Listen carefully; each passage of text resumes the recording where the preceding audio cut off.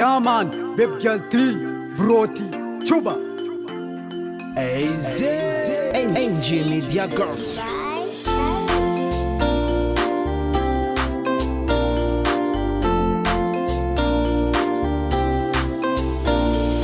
Baby girl, anao tato atony ova. Izy koa anao tsy tia, volagna aminaka baby. Zaho mangan-tegna anao mbola tia zaho, kandefa anao hitako mindre olo hafa.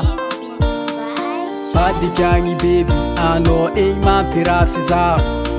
Ambadiky agny baby, anao igny mampirafy zaho. Zaho aty tsisy raha haiko, anao mivolagna tia zaho, kandefa zigny tsy amfonao fa fitapitaka ataonao zaho viavy. Izy koa mety alohatsika roe ajanono, izy koa mety alohatsika roe ajanono. Ady lava isan'andra tsy vitako, kanikany isan'andra io tsy efako. Aleko miala baby, izy koa anao fa tsy agnano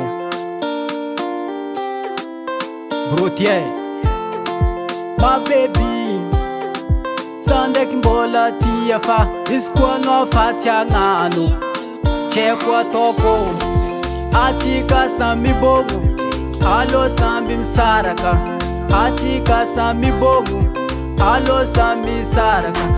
Zaho koa izy koa anao fa tsy tia ne miala baby, izy koa anao fa empaka tsika roe misaraka. Izy koa mety alohatsika roe ajanono, izy koa mety alohatsika roe ajanono.